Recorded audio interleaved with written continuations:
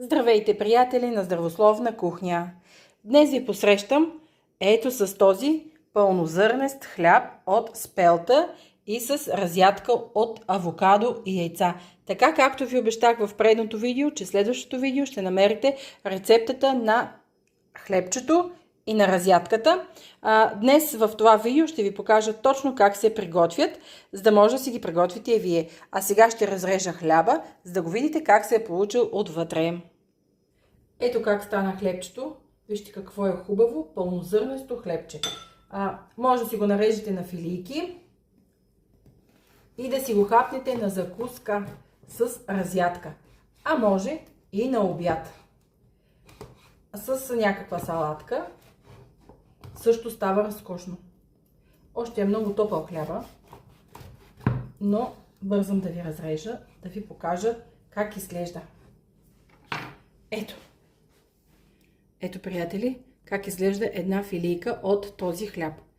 Ето така.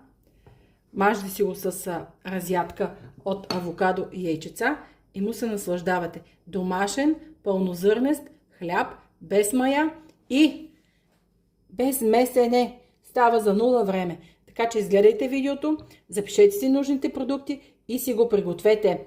Да започваме. И сега, приятели, да ви покажа как се приготвя този хляб. Много е лесен и много е бърз. Слагам в купа брашно. Аз обикновено го правя на око, но сега заради вас ще измеря и ще ви кажа точно колко брашно съм използвала. Ползвам ето такава спелта пълнозърнеста. Купуваме от Kaufland. Казвам ви винаги откъде я купувам, за да може да ви улеснявам да си я потърсите. Така, слагам брашно. Аз ви казвам, че го правя на око този хляб, но ще ви кажа след малко.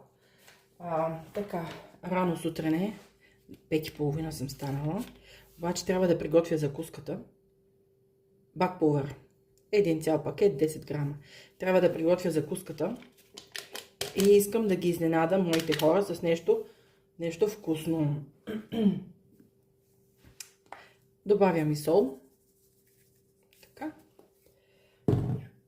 Разбърквам. Всичко това, което виждате на екрана, всичко това е подготвено за закуска. Авокадо, чери домати, яйчеца. И сега приготвям хляб. Ще ви покажа една прекрасна закуска. Така, слагам газирана вода.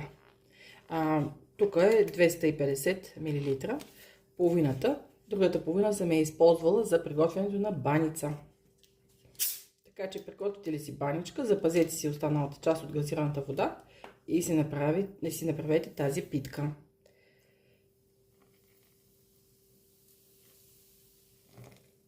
Този хляб. Зависи как го оформите. Дали на питка, дали на хляб. Слагам и малко зехтин, рафиниран зехтин за готвене. Така. Горе-долу 2 стопени лъжици трябва да е зехтина. И разбърквам. Аз обикновено ви казвам, че го правя на око. Гледам консистенцията.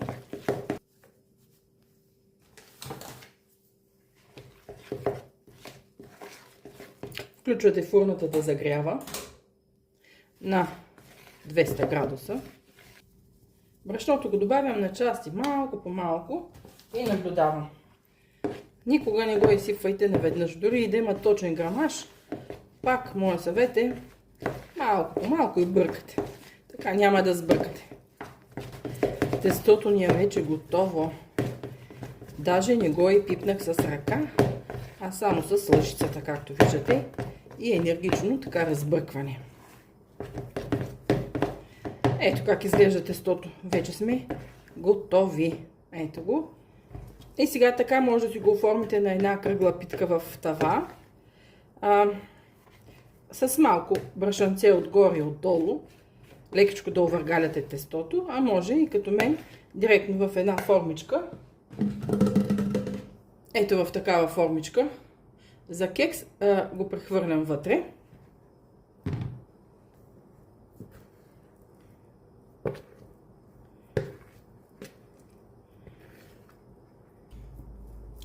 Разпределяте тестото.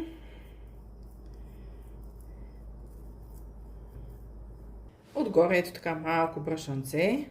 Знаете как са селските хлебчета.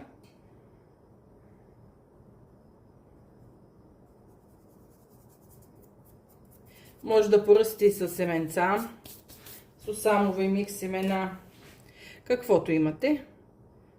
Ето така лекичко разрязвам хляба, винаги го правя. И брашното, което използвах за приготвянето на това хлебче, е 320 грама пълнозърнеста спелта на 250 мл газирана вода. Изчаквам фурната да загрее и пъхам хлебчето. В рамките на 40 минутки на 200 градуса трябва да стане готово. Сега, докато ми се пече хляба в фурната, аз ще ви покажа и закуската. Приготвям една разкошна разядка с авокадо, яйца, лимонче и малко ето такава майонеза с горчица. Тази майонеза е от Била. Много е хубава, опитайте, ако не сте я взимали до сега. Така, обеляла съм 3 яйца, сега ще си обеля и ще си нарежа авокадото и ще ви покажа как я правя. Аз съм ви показвала и друг път в канала, но много я обичаме вкъщи, много си я хапваме. И ако не сте видяли назад във видеята, ще ви я покажа. Една здравословна закуска, страхотна разядка. Ето го авокадото. Когато си купите авокадо от магазина, изчакайте да поумекне, за да може ето така лесничко да си го обелите. Ето как. Една голяма купа и го нарязвам вътре авокадото, за да ми е по-удобно после да го намачкам.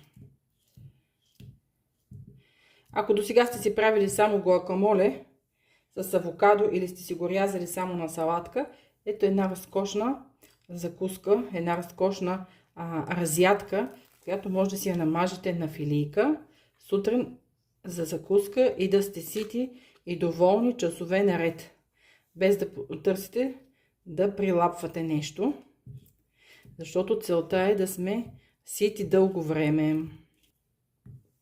Ето това кафялото ще го махна, защото не ми харесва. Слагам сол и с ето тази джеджавка, това урече, с което се мачкат картофи, си намачкам авокадото. И когато то е мекичко, озряло добре, става лесно. И веднага, за да запазим цвета, лимонче. Ако има паднали семчици, ги изваждате. И сега към авокадото и лимоновия сок ще добавя и нарязаните яйчеца. Може да си ги нарежете с нож, а може да си ги нарежете и с ето такъв уред. Аз го използвам това уредче, защото ми е по-лесничко някакси с него да си нарежа яйчецата. Ето така, след това обръщаме яйцето на другата страна и то става на ситни малки квадратчета. И в авокадото.